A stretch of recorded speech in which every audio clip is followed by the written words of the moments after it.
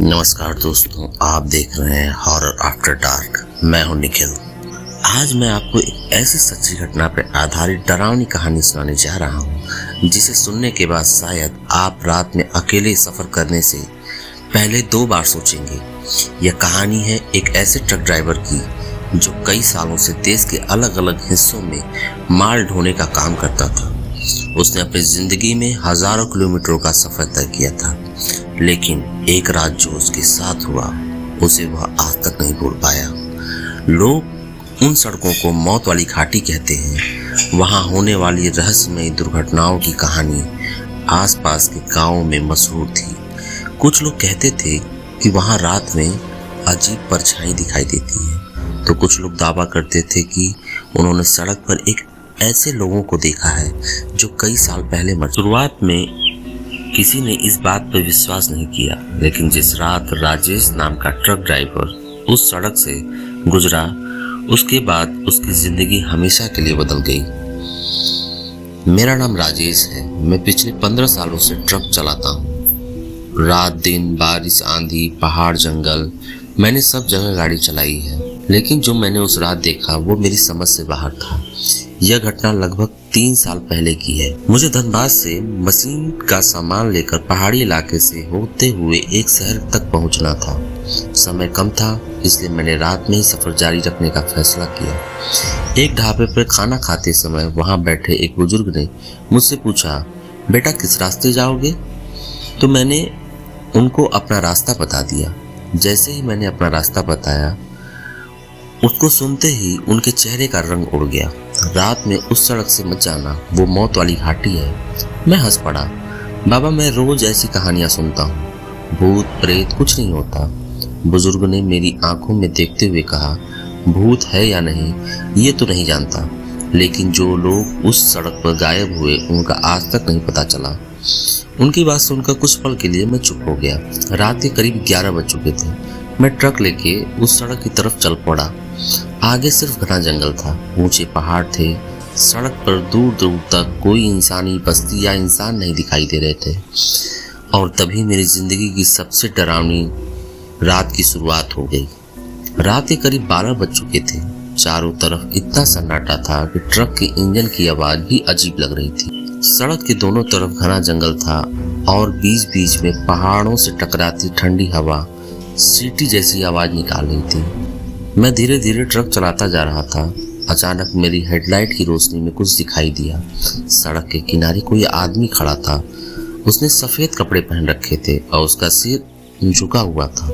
इतनी रात में जंगल के बीचों बीच कोई आदमी, मुझे थोड़ा अजीब लगा। जैसे ही मैं उसके पास पहुंचा, उसने अपना हाथ उठाकर लिफ्ट मांगने का इशारा किया। मैं कुछ पल के लिए रुका। मन कह रहा था आगे बढ़ जाऊं, लेकिन इंसानियत के नाते मैंने ट्रक रोक दिया।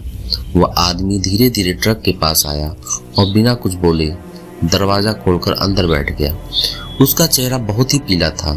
आंखों के नीचे काले गहरे निशान थे। मैंने पूछा, भाई इतनी रात को यहाँ क्या कर रहे हो? कोई जवाब नहीं दिया। मैंने फिर पूछा, फिर भी वह चुप रहा। अब मुझे बेचैनी होने लगी। कुछ मिनटों बाद उसने पहली बार बोलना शुरू किया। उसकी आवाज ऐसी थी जैसे बहुत दूर से आ रही हो। आगे मोड़ पे उतार देना, बस इतना कहकर वो फिर से चुप हो गया। मैंने माहौल हल्का करने के लिए रेडियो चालू कर दिया, लेकिन रेडियो में गाना नहीं आ रहा था, सिर्फ खड़खड़ाहट। और फिर अचानक एक आवाज सुनाई दी, वापस जाओ। मैं घबरा गया और तुरंत रेडियो बंद कर दिया। मेरे माथे पर पसीना आने लगा। मैंने बगल में बैठे आदमी की तरफ देखा। वह खिड़की से बाहर देख रहा था। उसकी आंखें बिल्कुल नहीं चपक रही थी, जैसे वो कोई मूर्ति हो। करीब 10 मिनट बाद हम उस मोड़ के पास पहुंचे। मैंने ट्रक रोका। भाई आपका मोड़ आ गया है, लेकिन कोई जवाब नहीं मिला। मैंने उसकी तरफ देखा और मेरा खून जम सा गया। खाली सीट थी। वह आदमी गायब था। दरवाजा अंदर से बंद था। चलती गाड़ी से उतरना असंभव था। मैं घबराकर ट्रक के नीचे उतरा। आसपास सिर्फ जंगल था, कोई इंसान नहीं, कोई कदमों के निशान नहीं और कुछ भी नहीं। तभी मेरी नज़र सड़क के किनारे लगे एक पुराने जंग लगे बोर्ड पर पड़ी। उस पर लिखा था, सावधान। इस स्थान पर वर्ष 2018 में ट्रक दुर्घटनाओं में एक चालक की मृत्यु हुई थी। मेरे हाथ कांपने लगे क्योंकि अगले ही कुछ मिनट में मुझे पता चलने वाला था कि मैंने जिस आदमी को लिफ्ट दी थी वह कई साल पहले मर चुका था। बोर्ड पड़ने के बाद मेरे पैरों तले जमीन खिसक गई। मैंने जल्दी से ट्रक स्टार्ट किया और वहां से निकलने की कोशिश की, लेकिन जैसे ही ट्रक आगे बढ़ा अचानक इंजन झटके खाने लगा और फिर गाड़ी पूरी तरह बंद हो गई। चारों तरफ घना अंधेरा छा गया, हेडलाइट भी बंद हो चुकी थी और सिर्फ जंगल की अजीब आवाजें सुनाई दे रही थी। मैंने कई बार ट्रक स्टार्ट करने की कोशिश की, लेकिन इंजन चालू ही नहीं हुआ। तभी मुझे ऐसा लगा जैसे ट्रक के पीछे कोई खड़ा है। मैंने रियर व्यू मिरर में देखा और जो देखा उसे देखकर मेरी चीख निकल गई। वही सफेद कपड़ों वाला आदमी सड़क के बीचों बीच खड़ा था, लेकिन इस बार उसका चेहरा साफ दिखाई दे रहा था। उसकी आंखें पूरी तरह काली थी, चेहरे पर जगह जगह खून के निशान थे और उसकी गर्दन एक तरफ लटकी हुई थी जैसे किसी भयानक दुर्घटना में टूट गई हो। मैंने तुरंत नजरें फेर ली। दिल इतनी तेज से धड़क रहा था कि ऐसा लग रहा था जैसे अभी ही बाहर आ जाएगा। तभी ट्रक के बाहर किसी ने जोर से दरवाजा पीटना शुरू कर दिया। आवाज हर सेकंड तेज हो रही थी। मैंने दरवाजा अंदर से बंद कर लिया, लेकिन कुछ ही पल ट्रक की छत पर किसी के चलने की आवाज आने लगी, जैसे कोई भारी चीज ऊपर चल रही हो। मैं डर के मारे सीट पर चिपक गया। अचानक ट्रक के अंदर बर्फ जैसी ठंड फैल गई। मेरी सांसों से धुआं निकलने लगा और तभी मेरे कान के बिल्कुल पास किसी ने फुसफुसाया, तुम्हें यहाँ नहीं आना चाहिए था।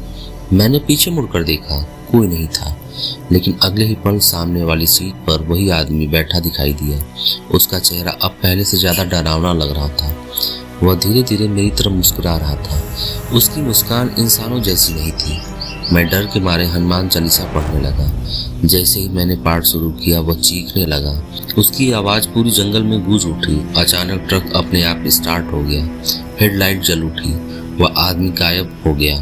मैंने पूरी ताकत से एक्सीलेटर दबाया और वहां से भाग निकला। करीब आधे घंटे चलने के बाद एक ढाबा दिखाई दिया। मैं सीधे वहां पहुंचा और पूरी घटना सुनाई। ढाबे के मालिक का चेहरा पीला पड़ गया। उसने दीवार पर टंगी एक पुरानी फोटो दिखाई। फोटो देखते ही मेरे हाथ कांपने लगे। वह उसी आदमी की तस्वीर थी। ढाबे वाले ने कहा, इसका नाम सुरेश था।